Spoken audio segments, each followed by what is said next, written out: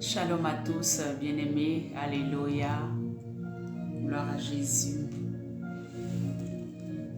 Marasoko tarabashe kerebo, gloria marasoko torobo shente kerebo. Gloire à toi Seigneur, nous célébrons ton nom, nous voulons te rendre toute la gloire. Merci Jésus, merci Seigneur pour ce temps merveilleux que tu nous donnes.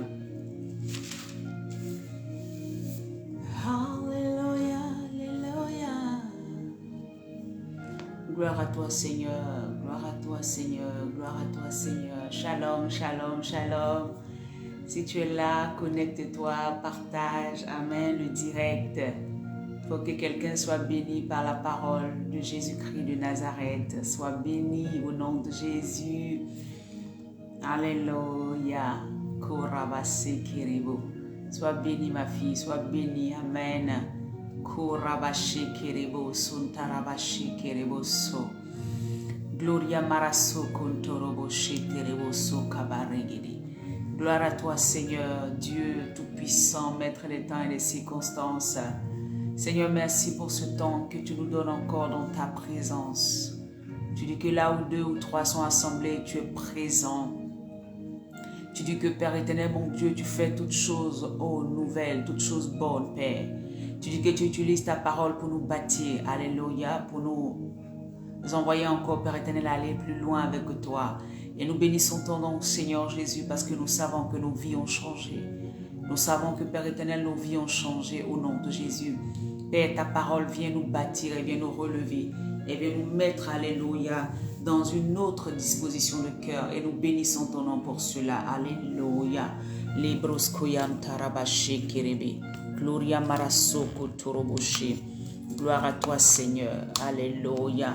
Gloire à toi Seigneur, alléluia. Gloire à Jésus, merci Saint-Esprit. Alléluia, alléluia. Oh, alléluia, alléluia. Merci Jésus, alléluia, alléluia. Marasheke terebo so kabaregede. Alléluia, alléluia. Nous glorifions ton nom Jésus.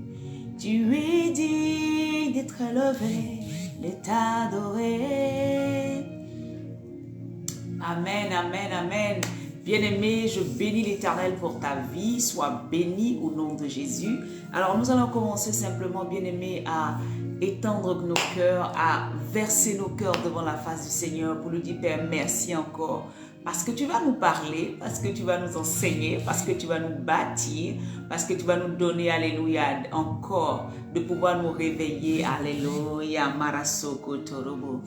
Merci Saint-Esprit. Bien-aimé, la Bible dit que là où les enfants de Dieu sont, son esprit est là. Et nous voulons être simplement guidés, conduits par le Saint-Esprit.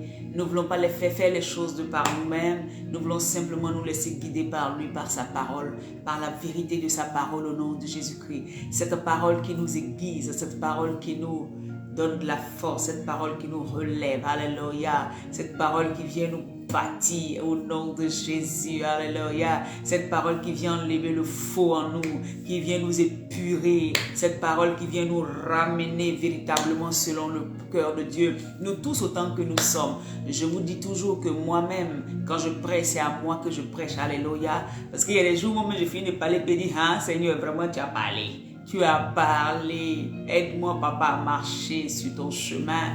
Alléluia. Je ne suis pas de ceux qui viennent se jouer ils savent tout, c'est eux qui sont trop bien. Non, non, non, non, non. Nous tous, nous sommes dans cette chair et nous pouvons, ça peut arriver de tomber, ça peut arriver de marcher loin de la face de Dieu, mais nous devons accepter la vérité de la parole. Et c'est ce que je vous dis toujours. Parce que quand tu acceptes la vérité de la parole, le Seigneur va toujours te relever. Quand tu acceptes la vérité de la parole, le Seigneur va toujours faire mains et pieds pour te rattraper. Il ne te laissera pas périr. Mais quand tu refuses la vérité, quand tu refuses cette vérité, il y a quelque chose qui se passe dans ta vie. L'ennemi, tu es livré totalement à Satan. Mais quand tu aimes la vérité, il y a quelque chose aussi qui se passe dans ta vie. Bien-aimé, le thème de mon exhortation aujourd'hui, c'est, comme on appelle ça, réveille-toi. C'est juste ça, réveille-toi. Réveille-toi. Alors donc, on voit quelqu'un que tu sais que la personne, on dirait qu'elle est un peu endormie. La personne est en train de se laisser un peu emporter. Dis-lui de se réveiller, dis-lui de se réveiller, dis-lui réveille-toi. Hein? Alléluia. Dis-lui de se réveiller au nom de Jésus-Christ. Dis-lui de se réveiller. Dis-lui de se réveiller au nom de Jésus-Christ. Alors nous allons prendre nos Bibles. Bien aimé, dans le livre, je diminue un peu la musique. Alléluia. Merci Seigneur. Nous allons prendre nos Bibles dans le livre de Luc. Hein, dans le livre de Luc 12, à partir du verset 35. Alléluia. Dans le livre, j'espère que tout le monde m'entend. Hein, dans le livre de Luc 12, amen, à partir du verset 35. Je lis la parole de Dieu. J'aimerais que là où tu es, si tu peux prendre ta Bible ou bien ton téléphone, là où il y a la Bible, prends-le puis on suit ensemble. Amen. Gloire à Jésus. Je lis la parole de Dieu. La Bible dit que vos reins soient saints. Ça veut dire que vos reins soient sains, ça veut dire que, comme on appelle ça, préparez-vous. Soyez arrêtés. Alléluia. C'est comme on peut dire à quelqu'un, ah, prépare-toi, hein. Il y a quelque chose qui arrive. Hein. Mets-toi en position, on va dire ça comme ça. Donc la Bible dit que vos reins soient sains et vos lampes allumées. Que vos reins soient sains et vos lampes allumées. Voici la parole que l'Éternel va faire sortir avant que nous continuions le passage biblique. Ça veut dire qu'en tant qu'enfants de Dieu, nous ne devons pas être dans une position où nous ne sommes pas prêts. Non. Jésus a besoin de soldats, il a besoin de disciples qui sont prêts. Alléluia. C'est-à-dire qu'à n'importe quel moment on vient, il faut que tu sois prêt, il faut que ta lampe soit toujours allumée. Il ne veut pas de disciples ou de celui qui s'est dit disciple qui va avoir une lampe éteinte. Ou bien qui va être dans une position où dès qu'il y a quelque chose qui se passe, il ne peut pas réagir parce qu'il est tombé dans un sommeil profond. Bien aimé, celui qui est endormi n'est pas saint. Il n'est pas, je veux dire, quand il dit saint, je ne parle pas de la sainteté. Celui qui est endormi, il n'est pas prêt au combat. Il n'est pas prêt à recevoir quelque chose. Il n'est pas prêt à aller dans une mission. Voilà pourquoi le Seigneur va dire que vos reins soient saints. Et que vos lampes soient allumées. Alléluia. J'aimerais dire à quelqu'un ce matin, le Seigneur a besoin que tu sois prêt. Il a besoin que tu sois toujours, ta lampe soit toujours allumée. Il ne veut pas qu'il y ait un moment où tu laisses un peu le feu s'éteindre, ou bien tu es là en quinconce. Il ne veut pas de ça. Parce que l'ennemi, le prince de ce monde, attend simplement une petite occasion pour te détruire. Voilà pourquoi il te dit, sois prêt. Il te dit, c'est terrain. Il te dit, commence à marcher avec moi. Il te dit, je viens dans ta vie, mais ne laisse pas comment on appelle ça, ne te laisse pas dans une situation où tu n'es pas prêt. Non. Il dit, saignez vos reins. Il dit, c'est terrain. Alléluia. Et que vos lampes soient allumées. Et que vos lampes restent allumées. Au verset 36, il va dire, « Et vous, soyez semblables à des hommes qui attendent que leur maître revienne des noces, afin de lui ouvrir dès qu'il frappera la porte. » Voyez, quelqu'un qui est prêt, dès qu'on frappe à la porte, mais il est juste à côté, il ouvre la porte. Mais s'il dort et qu'on frappe à la porte, il est capable de ne pas entendre. Vous savez, la dernière fois, mon mari, il devait rentrer. Et moi, j'étais dans la chambre. Et quand il rentre, j'ouvre toujours la porte, amen, pour le recevoir. Et quelle que soit l'heure, en tout cas, quand le Seigneur me permet, c'est ce que je fais la plupart du temps. Alléluia. Et ce jour-là, il était derrière la porte, il a frappé, et moi, j'étais dans la chambre. Donc, le temps que j'entende et que je sors de la chambre et que je viens ouvrir, dès que j'ai ouvert, il me dit, mais si tu n'es pas prête, ou bien tu sais que tu es loin dans la chambre, ben enlève la clé pour que je puisse entrer. Parce que mon mari est quitté au travail. Mon mari est quitté quelque part où il est fatigué. Et quand il frappe à la porte, il s'attend à ce que moi qui suis restée à la maison, j'ouvre tout de suite la porte pour qu'il puisse entrer dans sa maison. Parce que c'est ça, c'est sa maison. Vous voyez cette image? Le Seigneur m'a permis de prendre cette image et de comprendre ce que Jésus nous dit. Il dit, c'est un terrain. Il dit, sois prêt, parce que je suis ton époux. Et ici, au verset qui suit, on dit, si l'époux vient, il faudrait qu'on soit prêt à ouvrir tout de suite la porte. Il ne faudrait pas qu'on soit endormi, occupé à faire autre chose, occupé à gérer autre chose. Non. Quand l'époux arrive, il s'attend à ce que nous ouvrons tout de suite la porte. Quand l'époux arrive, il s'attend à ce que nous soyons prêts. C'est pour ça qu'il dit que c'est un terrain. Est-ce que vous me comprenez? Donc, cette image que mon mari, ce jour-là que mon mari a dit ça, je n'avais pas bien compris. J'ai dit, aïe, il était dans la chambre. Il dit, oui, je sais que tu étais dans la chambre. Mais si tu es dans la chambre, bon, enlève la clé. Sinon, si tu veux venir ouvrir la porte, ben, il faut que tu sois prêt à m'écouter. Il faut que tu sois prêt à ouvrir la porte. Vous voyez, nous les femmes, quand on voit ça, on va se dire tout de suite, ah, lui aussi, il est un peu compliqué. Mais c'est ce que Jésus attend de toi et de moi. Il faut que tu sois toujours prêt. Il faut qu'à n'importe quel moment il arrive, tu puisses l'attendre. C'est ça la joie de l'époux. L'époux a sa joie quand il sait que son épouse l'attend. L'époux a sa joie quand il sait que son épouse l'attend. Mais toi, tu veux être l'épouse, c'est toi qui commande, c'est toi qui dirige, c'est toi qui sais que moi je vais ouvrir à l'heure que je veux, et puis d'ailleurs même je dormais, faut pas me fatiguer. Ah, moi aussi tu faut comprendre que je suis fatiguée. Ah, mais depuis là, je t'attendais, tu ne venais pas. Vous voyez un peu? C'est ça aujourd'hui les chrétiens. Vous voyez, c'est l'image. Et moi j'ai vécu ça ces derniers temps, ça m'a permis de comprendre ce que Jésus dit, de nous préparer à sa rencontre, de nous préparer à l'attendre. Parce que l'époux est heureux quand son épouse lui ouvre la porte avec de grands sourires. L'époux est heureux quand son épouse l'attendait, soupirait, se disait, mais il est où? Pourquoi il ne rentre pas? Un jour, mon mari aussi, excusez-moi de vous donner cette image, mais puisque c'est toujours l'image des couples que Dieu utilise pour nous faire comprendre certaines choses. Il m'a appelé et mon téléphone était loin de moi, je n'ai pas entendu. Et je le rappelle quelque temps plus tard, il ne décrochait plus. J'appelle, il ne décrochait plus. Je dis, mais il m'a appelé, peut-être qu'il y avait un problème. Je ne sais pas. J'ai commencé à m'inquiéter. J'ai dit, mais c'est l'heure à laquelle il doit rentrer. Pourquoi il m'a appelé et que je rappelle et ne rappelle plus? Il a eu un souci ou quoi? Je suis son épouse, je commence à m'inquiéter. Je me mets à la fenêtre, je regarde sur la route, je ne le vois pas. J'ai commencé à m'inquiéter. Je dis, mais Seigneur, parce que le monde d'aujourd'hui, on ne sait pas. Peut-être qu'il a eu un malaise, peut-être qu'il a eu un souci. Qu'est-ce qui se passe? Et j'ai commencé à m'inquiéter. Je regarde, l'heure est passée, 30 minutes est passée, 50 minutes est passée. Je dis, mais qu'est-ce qui se passe? Vous voyez, l'inquiétude de l'épouse. C'est comme ça que Jésus veut que son église soit. C'est comme ça qu'il veut que toi, tu sois en train de t'inquiéter. À quel moment il va venir? Est-ce que mon époux va venir? Est-ce qu'il vient? Est-ce que le Seigneur veut que tu aies envie de le rencontrer? Et bien aimé, ce jour-là, je me suis mise à ma fenêtre de la cuisine et je regarde, je ne le vois pas. Je dis, Saint-Esprit, ramène mon mari. Je ne sais pas ce qu'il a. Permets qu'il décroche et qu'il revienne. Les gens m'ont dit, elle est trop amoureuse de son mari. Mais les deux choses m'ont permis de comprendre ce que Jésus disait.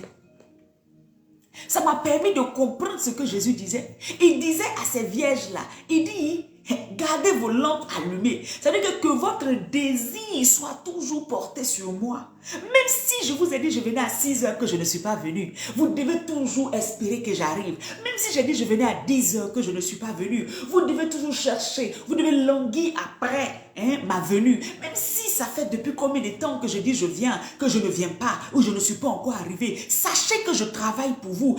Effectivement, Jésus travaille pour toi et pour moi. La Bible dit qu'il est en haut, en train d'intercéder pour toi et pour moi. Il n'est pas en train de dormir, bien aimé. Il est en train de préparer une place. Il dit, attendez mes enfants, mais mon épouse, je vais vous préparer une place. Il n'est pas en train de dormir. Jésus est en train de préparer une place. Si jusqu'aujourd'hui il n'est pas revenu, c'est parce qu'il est en train de préparer une place. C'est ce que j'ai vu quand mon mari m'a dit, mais ouvre la porte, parce que c'est ça, il a tellement travaillé, il est fatigué, il veut rentrer, revoir son épouse, rentrer dans sa maison. Et moi je trouve que non, mais j'étais dans la chambre, il fallait me comprendre. Et c'est ça le problème. Non, non, non. L'époux est en train de travailler.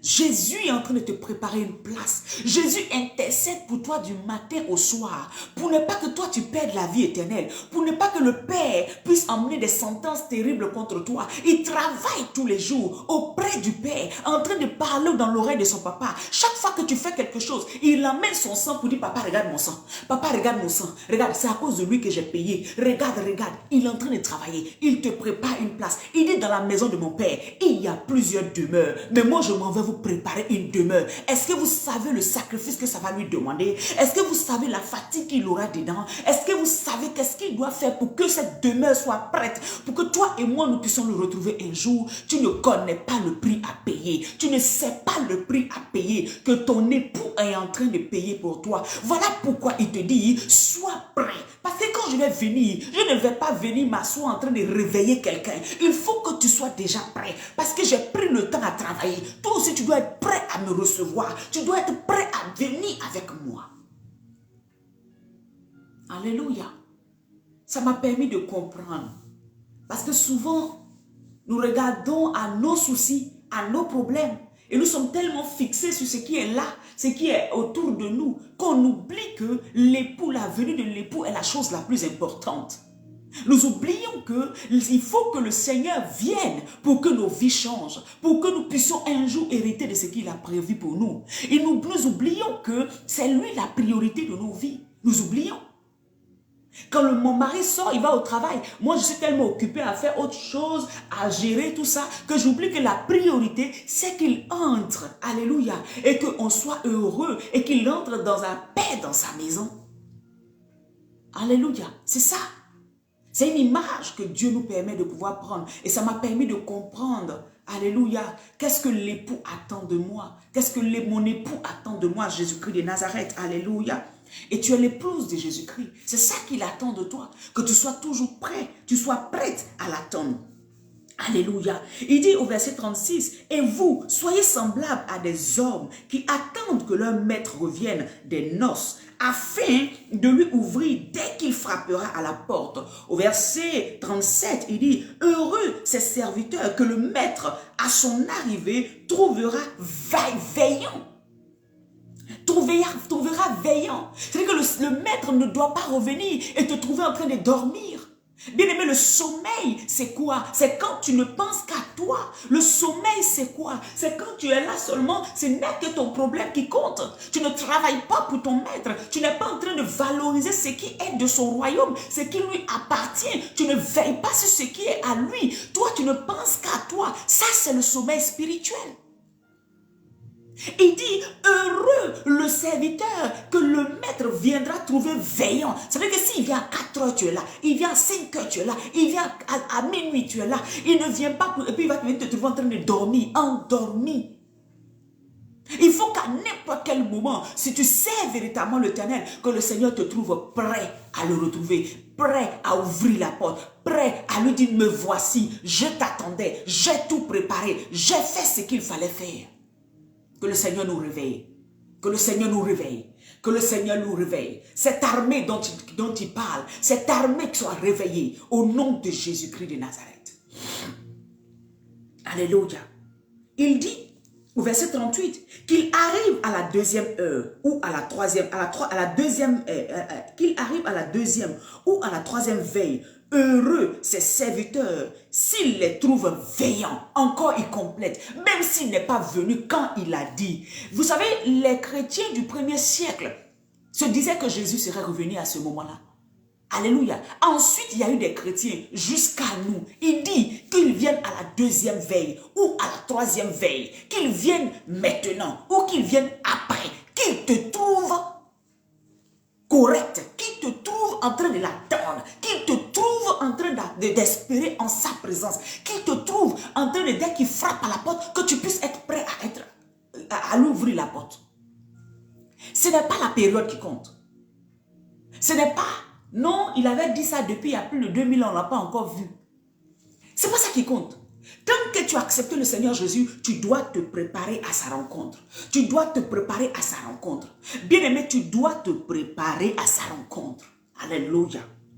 Donc le temps ne compte pas. Non, il devait venir, il ne va pas venir, c'est proche, c'est pas proche. Non, prépare-toi à l'attendre. C'est tout ce que le Seigneur te demande. Alléluia. Il dit ici au verset 39, sachez-le bien, si le maître de la maison savait à quelle heure le voleur doit venir, il veillerait et ne laisserait pas percer sa maison. Alléluia. Il veillerait et ne laisserait pas percer sa maison. Vous aussi, tenez-vous prêts. Car le Fils de l'homme viendra à l'heure où vous n'y penserez pas. Bien-aimé, si tu es prêt, bien-aimé, si tu es dans la présence de Dieu, bien-aimé, si tu prépares ta vie tous les jours à la rencontre du Seigneur, si tu ranges toujours ta vie, quand bien même tu es tombé ce matin, tout de suite tu te répands et tu avances. Bien-aimé, à l'heure où le Seigneur va sonner la trompette, tu vas entendre la trompette sonner. Quand ils vont frapper à la porte, tu vas entendre le coco là, tu vas entendre ça. Mais si tu dors, tu n'entendras pas. C'est ça. C'est pour ça qu'il y a un passage de la Bible où il dit que ceux qu'il a vraiment appelés, ceux qui sont à lui, ne seront pas surpris. J'ai déjà prêché là-dessus. Pourquoi ils ne seront pas surpris? Puisqu'ils sont déjà en éveil, puisqu'ils sont déjà réveillés, quand on va frapper à la porte, ils entendront. Donc ils ne seront pas surpris. Ils sauront qu'il y a quelqu'un qui frappe. Ils vont entendre la sonnerie. Mais toi qui dors, toi qui ne te prépares pas à la rencontre du Seigneur, toi qui n'es pas en train de veiller sur ton cœur, veiller sur ton caractère, veiller sur comment tu marches, bien-aimé, quand nous vont venir frapper à la porte, tu ne seras pas prêt. Tu ne vas même pas entendre le son de la trompette. Tu n'entendras pas parce que tu n'as pas été habitué à te mettre à attendre le maître, à savoir que c'est lui qui frappe maintenant. C'est lui qui veut que je lui parle maintenant. Il veut que je me mette en position maintenant. Il veut que je fasse telle chose maintenant. Tu ne pourras pas être prêt parce que tu dors. Réveille-toi. Alléluia. Réveille-toi. Réveille-toi. Au verset 41, il dit, Pierre lui dit, Seigneur, est-ce à nous ou à tous que tu adresses cette parabole? L'apôtre Pierre va poser la question tout simplement parce que il se dit que eux, ils sont dans la présence de Dieu. Est-ce que c'est d'eux qui parlent ou bien ils parlent de d'autres personnes? Bien aimé, le Seigneur est en train de parler ici des gens qui ne l'ont pas encore rencontré, mais aussi de ceux qui sont dans sa maison. Prépare-toi à la rencontre du Seigneur. Si tu dis avoir accepté le Seigneur, tu dois te préparer à sa rencontre. Alléluia. Ceux qui sont dehors, ceux qui ont reçu de Dieu, parce que tous ceux-là qui sont dans le monde, qui reçoivent tous les jours, Dieu les bénit parce qu'il pleut sur les bons comme sur les méchants. Ce n'est pas parce que tu as une bénédiction que Dieu t'aime le plus que celui qui n'en a pas. Non, il pleut sur les bons comme sur les méchants. C'est dans le bon vouloir de Dieu de faire ce qu'il veut dans sa souveraineté. Mais toi qui auras reçu beaucoup, beaucoup te sera demandé, bien-aimé. Toi qui auras reçu beaucoup, beaucoup te sera demandé. Alléluia. Donc les gens dans le monde à qui Dieu continue à donner, mais qui refusent d'accepter le Seigneur Jésus, ils vont donner, le Seigneur va leur demander beaucoup au jour du jugement. Il va leur demander beaucoup au jour du jugement. Et Pierre va être rassuré par cette parole. Au verset 42, il dit, et le Seigneur Jésus dit, quel est donc l'économe fidèle et prudent que le maître établit sur ses gens? Alléluia. Que le maître établit sur ses gens pour leur donner la nourriture au temps convenable. Amen.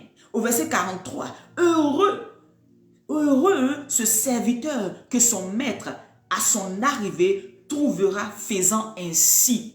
Si Dieu te donne une responsabilité, attelle-toi à faire ce que le Seigneur te dit de faire.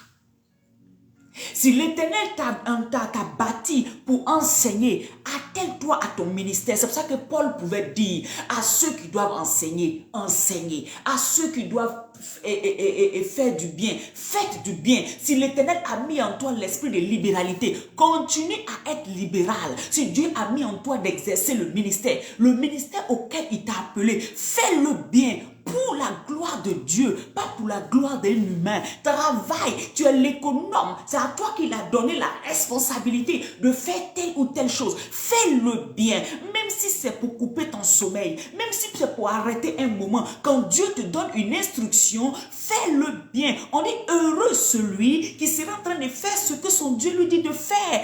Tu es un économe qui est assez sensé, qui sait qu'on lui a donné une responsabilité, il doit aller jusqu'au bout. Mais tu ne vas pas abandonner ce que ton Dieu t'a dit. Aller t'occuper de tes propres affaires et tu vas être surpris que l'Éternel n'est pas avec toi là où tu t'en vas.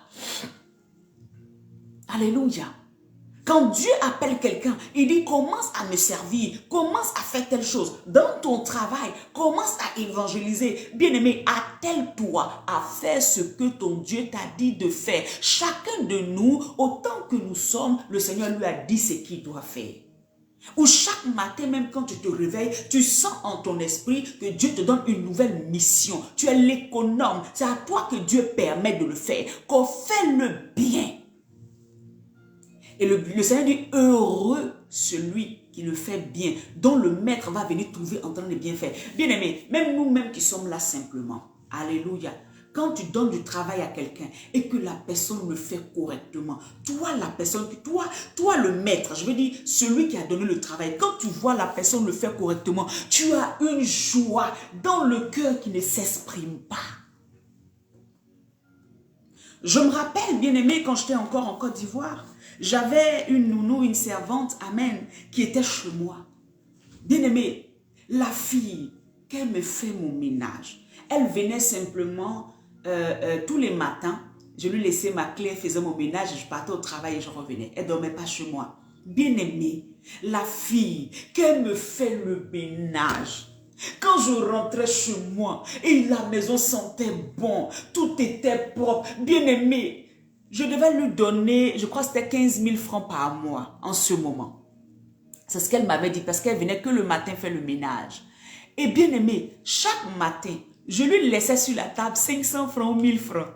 Tellement j'étais contente du travail qu'elle faisait. Et c'est ce que le Seigneur il fait.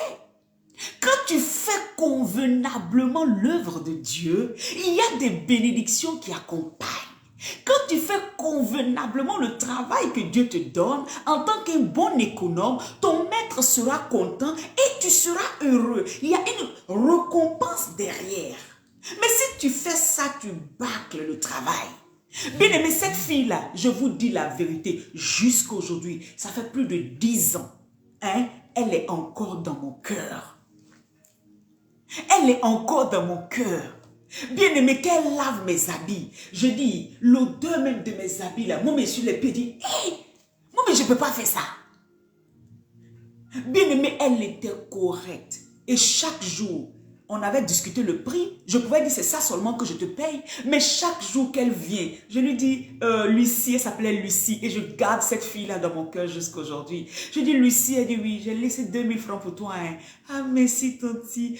Lucie, j'ai laissé 1000 francs pour toi. Lucie, il y a la nourriture là, il faut prendre. Lucie, tu veux quoi? T'attends. Lucie, il faut prendre. Quand même elle m'a quitté, elle est partie parce qu'elle était enceinte. Elle partait accoucher. Je l'ai appelée, Lucie, tu as accouché, oui, je lui ai donné quelque chose. Quand elle a accouché, après, Lucie, tu n'as pas revenu travailler chez moi. Tellement. Après elle, bien aimée, je suis tombée sur une autre. J'avais le cœur serré. Quand elle rentre chez moi, la seule chose qu'elle fait, c'est de s'arrêter devant le miroir, prendre tout mon maquillage, se maquiller, prendre mes habits, essayer. Elle lave la maison, elle nettoie avec, je veux dire, quand je rentre dans la maison, c'est l'odeur, sans rien de bon. En fait, l'autre, c'était pas la peine. Bien aimé, celle-là, je ne pouvais pas lui donner ce que je faisais avec Lucie. Parce qu'elle ne réjouissait pas mon cœur. Et c'est ça qui est écrit ici. Il dit, heureux ce serviteur que son maître, à son arrivée, trouvera faisant ainsi, faisant bien les choses. C'est pour cela que, même si je suis fatiguée, sauf si je suis dehors, bien aimé, je vais venir m'asseoir, prêcher l'évangile, parce que je sais que c'est pour mon papa que je le fais. Alléluia, je le fais pour mon maître. Il m'a dit, continue à parler de ma vérité. Ce monde d'aujourd'hui, les gens n'aiment pas ma vérité. Continue à déclarer ma vérité, même si les gens ne t'aiment pas, même s'ils n'aiment pas la vérité, mais dis-leur cette vérité, parce que c'est cette vérité qui va les sauver. Bien-aimé, je viendrai te dire la vérité. Je viendrai te dire pas ma vérité, mais la vérité de la parole de Dieu. Il dit saint terrain. Il dit sois prêt. Prépare-toi à la rencontre de ton Dieu. Arrête de te préparer à la rencontre d'un homme physique ou bien d'une bénédiction seulement. Prépare-toi à la rencontre de Jésus-Christ de Nazareth. Et tu verras. Si tu fais ce qu'il te dit, bien-aimé, comme cette fille Lucie que j'ai gardée jusqu'aujourd'hui, ça fait plus de 10 ans qu'elle était chez moi. Mais je l'ai gardée dans mon cœur. Je lui ai dit, Lucie, tu ne vas pas revenir. Non, tata, j'ai fait un enfant, je dois faire ci, je veux faire le commerce, tout. Et en ce moment, malheureusement, je n'avais pas assez d'argent, mais j'avais l'intention de lui donner l'argent même pour faire son commerce. Parce que ce qu'elle a fait dans ma vie m'avait touché jusqu'aujourd'hui. Toi, le Seigneur te donne un travail, même quelqu'un te donne un boulot, tu bâcles le boulot. Tu bâcles. Et tu es étonné demain de ne pas recevoir. Tu es étonné demain de ne pas être béni. Dieu te dit, va évangéliser. Tu ne fais pas. Le Seigneur te dit, bénis ce ministère. Tu ne le fais pas. Le Seigneur te dit, fais telle chose. Tu ne le fais pas. Tu travailles mal. Tu ne fais pas ton travail avec ton cœur. Parce que pour toi, c'est pour les gens. Tu ne vois pas Dieu dans ton travail. Tu ne vois pas Dieu dans le ménage que tu fais. Tu ne vois pas Dieu même dans ton mari qui est là pour l'honorer, le respecter. Tu ne vois pas Dieu dans les choses autour de toi. Comment tu vas recevoir une récompense? Comment Dieu va se soucier de toi? Comment le Seigneur va te regarder et va dire, waouh, moi j'ai envie de bénir celle-là. Et puis faire descendre les grâces sur toi. Alléluia. C'est comme ça que Dieu fonctionne. Dieu n'est pas différent, amen. Hein? C'est pour ça qu'il est venu en être humain comme nous. Pour que nous sachions que les faiblesses que nous avons, lui aussi, il les a traversées. Il connaît. Alléluia. Donc, il sait ce que tu traverses. Mais la Bible dit qu'il a été pur et juste en toutes choses. Parce que ça veut dire que nous aussi, on peut. Alléluia. Au verset 44, il dit, je vous le dis en vérité, il l'établira, vous avez vu, il l'établira sur tous ses biens. Bien aimé, cette fille-là, je n'avais pas peur de laisser l'argent dans ma maison. Même que quelqu'un m'appelle, je dis, appelez Lucie. Que quelqu'un me dit ça, je dis, dites à telle personne. Alors que vous, aujourd'hui, vous êtes devenu maintenant arrogant. Vous êtes devenu maintenant gonflé. Quand quelqu'un vous donne beaucoup de considération, qui dit, ah d'accord, vous êtes sur les biens qu'il vous a mis, ou bien vous travaillez pour lui, qui commence à vous dire, ah, tout le monde vient vers vous. Vous commencez à être arrogant. Vous commencez à être, mais pourquoi c'est moi seul qui dois faire? Pourquoi c'est à moi on dit de faire? Mais quand on te dit de faire, c'est parce qu'on te fait confiance. C'est parce qu'on te fait confiance. La confiance se mérite. C'est parce qu'on te fait confiance. Alléluia. Lucie était chez moi. Je pouvais lui laisser ma clé. Je n'avais aucun problème. Je savais qu'elle allait gérer toute ma maison sans problème. Alléluia. Je n'avais pas peur de laisser l'argent, laisser les biens. Je savais que si je dis Lucie, c'est qu'elle est dans le frigidaire, la gère comme ça. Elle va gérer mes choses bien. Mon cœur était réjoui. C'est comme ça Jésus veut que quand il te laisse ses biens, tu gères ça correctement. C'est pour ça que la dernière fois, je disais à ceux qui étaient dans le temps de prier avec nous, le Seigneur va te demander des comptes sur ton argent que tu gères. Ta manière de gérer tes biens, ton argent, il va te demander des comptes. Si. Le Seigneur va te demander des comptes. Quand tu prends ton argent et puis tu payes des choses inutiles, alors que les autres autour de toi en ont besoin, le Seigneur va te demander des comptes. Quand tu gères mal les richesses qu'il te donne, il va te demander des comptes. Si. Tu ne peux pas nourrir tous les pauvres de la terre, c'est vrai. Mais si l'Éternel sait que des gens en ont besoin, l'œuvre de Dieu en a besoin, la maison de Dieu en a besoin autour de toi, et toi tu préfères prendre ça, aller payer quelque chose d'inutile, le Seigneur va te demander des comptes. Voilà ça ici. Il dit l'économe. C'est-à-dire que quand Dieu te donne, c'est pour que tu puisses gérer. Un économe sait à quel moment il fait telle dépense. Un économe sait à quel moment il retient. Un économe sait à quel moment on sort l'argent, à quel moment on ne sort pas l'argent.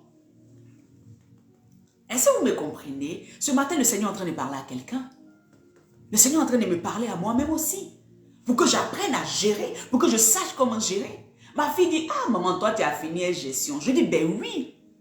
Paul dit, je sais vivre dans l'abondance comme je sais vivre dans la pauvreté, dans le manque. Un chrétien doit pouvoir vivre dans l'abondance et doit pouvoir vivre dans le manque. En France ici, tu dois pouvoir vivre avec 500 € et comme pouvoir vivre avec 10 000 €. Si toi, on te donne 500 € et puis tu ne peux pas vivre avec ça, il y a un problème. Tu dois pouvoir vivre avec ça. Trouver les stratégies de vivre avec ça quand Dieu te donne 500 €. En ce moment-là, il pourra te donner plus. Alléluia. Si te donne 100 euros, 50 euros, tu dois pouvoir vivre avec ça. Trouver des astuces, trouver des choses. Une femme qui sait gérer sa maison, même si on lui a donné peu, le peu, laquelle s'assoit, elle regarde. Elle commence à trouver les lieux où elle peut payer telle chose moins cher. Une bonne femme sait où elle peut payer quelque chose moins cher, où elle sait où elle peut payer quelque chose qui est un peu plus cher. Quand il y a l'argent, elle dit donc je vais me faire plaisir avec tel poisson. On va manger poisson. Mais c'est quand il y a l'argent, on mange par exemple bar, soso, saumon. Mais quand il n'y en a pas, on va manger un peu de tilapia, un peu de ci. Elle sait comment jauger, elle sait comment gérer. C'est ça. Un homme qui est établi sur sa maison, quand son salaire arrive, il sait comment faire. Il ne va pas payer des choses inutiles parce qu'il sait que à la maison, mon enfant peut tomber malade à tout moment. Ma femme peut tomber malade à tout moment. Il peut avoir telle chose à tout moment. Il les gère. Il ne peut pas prendre son argent, dépenser comme ça. Il fait attention à avoir toujours une petite réserve parce qu'il sait à n'importe quel moment, il peut avoir quelque chose. Si d'ici la fin du mois, il n'a rien eu, il dit, ah d'accord, je prends cet argent, je le réinvestis dans autre chose. Ou bien je peux maintenant acheter autre chose parce que c'est lui qui veille. Il est le père de la maison. C'est ça qui est la vérité. Dieu va nous demander des comptes sur notre manière de gérer l'argent. Alléluia. Quand Dieu m'avait parlé de ça, il y avait des années de cela. Je ne savais même pas qu'un jour, je serais en train de prêcher l'évangile là. Bien aimé, quand j'ai commencé, il m'a dit, prends des enveloppes. J'ai pris des enveloppes. Je mettais l'argent. Il dit, mets l'électricité. Parce qu'en Côte d'Ivoire, en ce moment, on payait l'électricité chaque 2 mois et l'eau, je crois, c'était chaque 3 mois. Le Seigneur me disait, mets l'argent. Tu sais combien plus ou moins tu dépenses? Je dis oui. Il dit, alors, j'avais combien? 106 000 francs. 106 000 francs par mois. Alléluia, en ce moment. J'avais 106 000 francs. Et il me dit, prends. Et ma maison coûtait, on dirait 30 000 francs, 25 000 francs, je ne sais même plus. Alléluia. Et il me disait, prends, mets l'un de ton loyer. J'enlève, je dépose. Il dit, la nourriture là, va, tu payes en gros. Ne paye pas chaque jour quelque chose. Tu as compris? Ne mange plus dehors. Il m'a dit, Dieu, le Saint-Esprit m'a enseigné tout. Parce que manger dehors, ça me revenait à payer le même poisson que j'allais payer au marché. Et puis payer peut-être en quantité. Le carton allait me faire moins cher, peut-être 10 000 francs ou 5 000 francs. Je me retrouve à payer un seul repas à 5 000 francs. Le Seigneur m'a dit, tu ne manges plus dehors. Je me suis dit, ah d'accord. J'ai commencé chaque fin du mois, je payais mes 4 kilos, 5 kilos de viande. En ce moment, le kilo de viande était à 700, mais je sais pas, mais 1000 francs le kilo. Je paye, je viens, je dépose, je fais des sachets, je mets dans mon réfrigérateur. Le poisson, je mettais dans mon réfrigérateur. Je payais mon petit sac de riz. Souvent, le sac de riz pouvait aller jusqu'au mois qui suit. Le Seigneur m'a appris à gérer comme ça. Et donc, dans mon enveloppe là, de l'électricité, de quoi, je savais que chaque 2 mois, ce mois, je mets tel nombre de francs, l'autre mois, ça atteint ça, ça me payait de payer la facture. L'autre mois, je mettais pour que ça atteigne les 2 mois. C'était comme ça. L'économe, c'est ce qu'il fait. Quel est cet enfant de Dieu qui n'est pas économe et qui dépense tout parce que non, mon Dieu a l'argent donc je dépense. Et après, maintenant, tu te retrouves en train d'avoir des manques, je n'ai rien. Je comprends que tu ne travailles pas toi, mais tu n'as rien avant. Mais tu ne peux pas dire je travaille plus parce que tout seulement tu es dans des dépenses inutiles. Là, le Seigneur m'emmène à parler de ça alors que je n'avais même pas prévu parler de ça. Alléluia. Donc le Seigneur dit, quand même dans le ministère aussi c'est pareil. Dans l'œuvre de Dieu c'est pareil. Ne fais pas des choses pour les faire. Il faut faire en fonction de ce que le Seigneur t'aura donné et le faire bien. Alléluia. Alléluia. Alléluia. Au verset 45, il dit, mais si ce serviteur dit en lui-même, mon maître tarde, c'est qu'il ne vient pas depuis là. Ah, mais depuis là, lui aussi, il ne vient pas des... Hein? S'il me dit, mon maître tarde, s'il se met à battre les serviteurs et les servantes, à manger, à boire et à s'enivrer, c'est-à-dire à gaspiller, à faire du n'importe quoi, à ne pas veiller sur la vie des gens, à négliger les enfants de Dieu que Dieu lui a donné, à faire tout et n'importe quoi. La Bible dit, le maître de ce serviteur viendra le jour où il s'attendra le moins. Ça veut dire que où tu t'attends le moins, c'est là que Jésus va venir te visiter. Et tu vas rater ce pourquoi tu as donné ta vie à Jésus. Parce que nous avons donné notre vie à Jésus pour la vie éternelle. Si c'est pour après rater la vie éternelle, ben c'était mieux de rester dans le monde là-bas. Pourquoi avoir fait ce sacrifice, d'accepter de venir à Jésus, de donner notre vie, de dire à Dieu, Seigneur, nous te suivons, nous serons avec toi. Et puis à la fin, perdre l'éternité parce que nous avons mal géré ce que le Seigneur nous a donné. Alléluia. Il dit, le jour où il s'attend, il ne s'attend pas. Et à l'heure qu'il ne connaît pas, il le mettra en pièces. et lui donnera sa part avec les infidèles. Parce que là, c'est l'infidélité qui fait que tu ne prépares pas ta vie. C'est parce que tu es infidèle. En même temps, tu veux être dans le monde et tu veux être en Christ. Tu ne veilles pas sur ta vie. En même temps, toi, tu veux être en Christ. Mais les choses du monde, là, tes yeux là sont dessus. C'est ça que tu veux. Tu veux en même temps être... Tu vois, non, tu sautes ici, tu sautes ici. Ça ne marche pas comme ça. Que le Seigneur t'aide. Sors de cela au nom de Jésus-Christ. Au verset 47, le serviteur qui ayant connu la volonté de son maître n'a rien préparé. Tu sais ce que Dieu attend de toi, mais tu n'as rien préparé. Connu la volonté. Tu sais que Jésus dit prépare-toi. Tu sais qu'il veut que tu te prépares. Il sait, tu sais. Il n'y a pas un chrétien qui ne sait pas ça. Sauf celui qui n'a pas été enseigné. Alléluia. Il n'y a pas un chrétien qui ne sait pas que Jésus reviendra un jour. Il n'y a pas un chrétien qui ne sait pas que Jésus va venir et il va venir juger les vivants et les morts. Il n'y en a pas. Tout le monde le sait. Mais chacun décide au jour d'aujourd'hui, comme je n'ai pas encore vu Jésus ce matin-là, moi je vais faire ce que je veux. Comme, c'est même pas celui qui vient cette nuit. Donc je fais ce que je veux. Est-ce que vous voyez un peu? Nous tombons dans le dérèglement, nous tombons dans n'importe quoi parce que nous nous disons que Jésus ne va pas venir tout de suite. C'est nous qui décidons à quelle heure il vient. C'est nous qui savons. Donc on ne se prépare pas. Alléluia. Mais si tu ne te prépares pas, tu ne vas pas entendre quand il va sonner. Quand la trompette va sonner, tu n'entendras pas. Et moi, au nom de Jésus-Christ, je ne veux pas passer par là. Que le Seigneur vraiment m'aide. Que le Seigneur Jésus m'aide. Que le Seigneur me ramène toujours sur son chemin. Vraiment. Parce que moi, je veux entendre quand il va frapper. Je veux entendre quand il va frapper. Quand la sonnette va la sonner, quand la trompette va sonner, tout le monde n'entendra pas. Ceux qui vont entendre, c'est ceux qui se sont préparés. C'est pour cela qu'il y en a qui vont se réveiller après et puis ils vont voir que tout le monde est parti. Parce qu'ils n'ont pas entendu la trompette. La trompette va sonner, mais tout le monde ne va pas entendre. Non, non, non, non, non, non, non. Tout le monde ne va pas entendre. Prépare-toi, bien-aimé. Prépare-toi. Prépare-toi. Il dit encore au verset, Alléluia, Alléluia, au verset 47, le serviteur qui ayant connu la volonté de son maître n'a rien préparé et n'a pas agi selon sa volonté. Vous voyez, pas selon lui la volonté de celui qui est là, mais selon la volonté du maître. On n'agit pas selon notre volonté, on agit selon la volonté du maître. Si tu es un enfant de Dieu, commence à chercher la volonté de Dieu. Si tu es un enfant de Jésus-Christ, commence à agir selon la volonté de Dieu. La Bible dit qu'il sera battu d'un grand nombre de coups. Verset 48. Mais celui qui ne l'ayant pas connu a fait des choses dignes du châtiment sera battu de peu de coups. Ça veut dire quoi? C'est que si tu connais la vérité et que tu ne fais pas ce qu'il faut, ton châtiment sera pire que celui qui n'a pas connu le Seigneur qui a péché. Parce que celui qui n'a pas connu, il ne connaît pas. Il ne sait pas.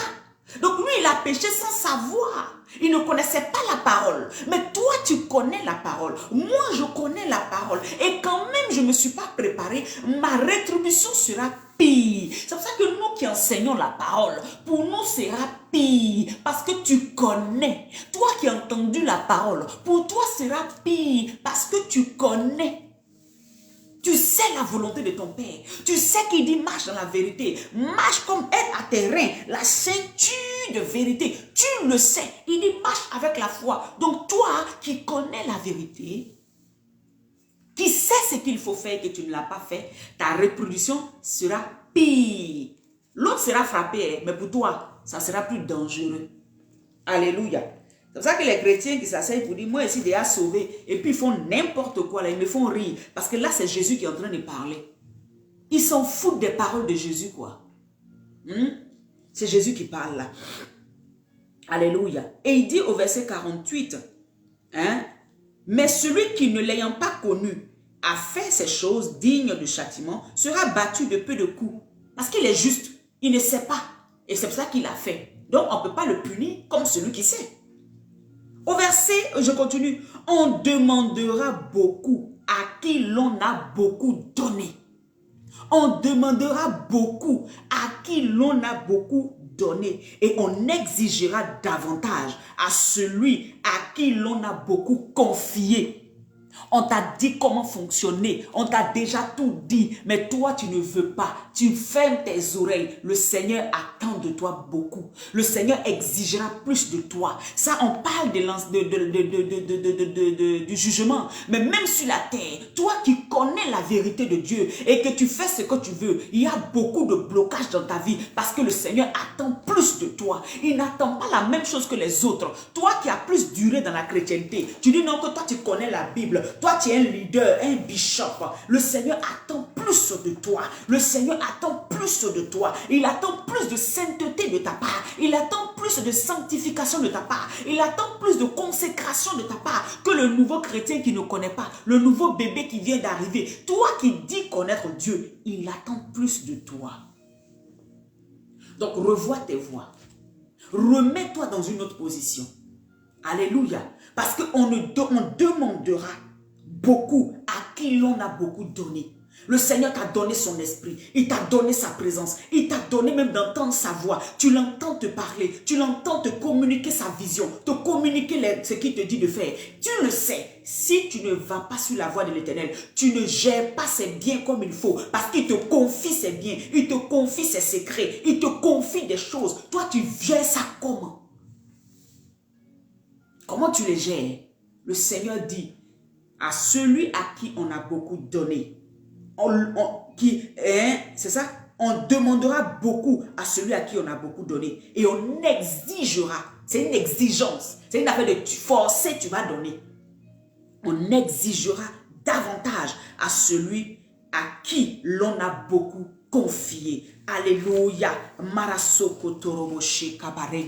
Bien-aimé, ne te laisse pas séduire par le monde. Ne te laisse pas séduire par les mentalités qui ne glorifient pas Dieu. Cette parole aujourd'hui est pour toi. Réveille-toi. C'est une parole de réveil. C'est une parole pour que quelqu'un s'asseye et qu'il dise, ah Seigneur, c'est vrai. Je ne suis pas en train de faire ce qu'il faut. Je veux revenir véritablement à toi. C'est une parole qui va venir te parler ce matin. Pour te dire, de te lever. De saigner tes reins. Ce n'est pas facile. Saigne ses reins. C'est pour dire qu'il y aura des attaques. Il y aura des moments où tu seras bousculé. Mais reste debout. Reste prêt. Parce que celui qui t'a appelé te donne la capacité de tenir devant les œuvres des ténèbres. Alléluia. Alléluia. Occupe-toi des affaires de ton Père. Occupe-toi de la maison de ton Père. Occupe-toi de la mission qu'il t'a donnée. Occupe-toi de ce qu'il a mis entre tes mains. Ne néglige pas ce qu'il t'a donné. Ne méprise pas ce qu'il t'a donné. Ne néglige pas ce qu'il te dit de faire. Parce que quand tu le méprises, tu es en train de dire au maître que moi je ne t'attends pas. Sois prêt pour recevoir le Père. Sois prêt pour recevoir ton époux. Comme je te donnais tout à l'heure l'exemple. Le Seigneur va frapper à la porte. Si tu n'es pas prêt et que tu es endormi et que tu es loin, tu n'entendras pas et tu rateras. Tu vas rater ce qu'il a pour toi. Mais heureux sont ceux qui font ce que le maître leur dit, qui le font et le font bien. Tu es heureuse ce matin. Tu es heureux ce matin si tu fais correctement ce que le Seigneur te dit de faire et que tu sors de l'hypocrisie, tu sors de la malice, tu sors de la ruse, tu sors de ce qui ne glorifie pas Dieu. L'Éternel te bénira. De la même manière, mon cœur était réjoui pour Lucie. C'est comme ça que le Seigneur sera réjoui pour toi. Réveille-toi du sommeil dans lequel tu es. Ne viens pas à Jésus pour faire plaisir à quelqu'un. Ne viens pas à Jésus parce que tu veux te mettre dans un... Non, non, non. Viens parce que tu sais qu'il est le chemin, la vérité et la vie. Alléluia. Que Dieu te bénisse, bien-aimé. Si l'Éternel vous met à cœur de bénir notre ministère, appelez-nous, bénissez-nous, faites une offrande pour que l'œuvre de Dieu puisse avancer. Alléluia. Que le Seigneur vous bénisse là où vous êtes. Shalom. Et nous nous retrouverons par la grâce de Dieu demain. Au nom de Jésus. Que Dieu vous bénisse. Nous vous aimons dans l'amour du Seigneur. Bye bye. Bien-aimés, n'oublions pas, on se retrouve ce soir à 22 h. Nous sommes au 11e jour de notre temps de jeûne et de prière. Et aujourd'hui, à 22 h, heure de l'Europe, nous allons nous connecter encore. Je crois que le lien, il est déjà là. Connectons-nous à ce glorieux le Seigneur est en train de faire. Et nous passons du temps vraiment dans la prière. Nous passons du temps dans l'éducation, dans les témoignages. Il y a des témoignages, il y a des gens qui m'appellent, qui me disent « Ah, c'est vrai de Dieu, voilà ce que le Seigneur m'a montré. » Et nous savons que ce qui est spirituel va maintenant se concrétiser physiquement dans le nom puissant de Jésus-Christ. Dieu fait toujours. Jamais deux personnes ne se sont accordées sur la terre pour demander une seule chose au Père et il a refusé. Ça ne se fait pas. Donc ça veut dire que depuis le 11 jours que nous sommes présent. Le Seigneur a déjà accepté tous nos sujets. Le Seigneur est en train de préparer notre bonheur, préparer notre grâce, préparer nos délivrances, préparer notre guérison, préparer toutes choses pour que nous puissions entrer véritablement. Mais ce matin, le Seigneur voulait parler à ton cœur pour que tu puisses te réjouir dans sa présence, pour que tu puisses changer ta manière de fonctionner et ta manière d'agir au nom puissant de Jésus. Marche dans nouveauté de vie avec le Seigneur. Shalom. Dieu te bénisse. Bye bye.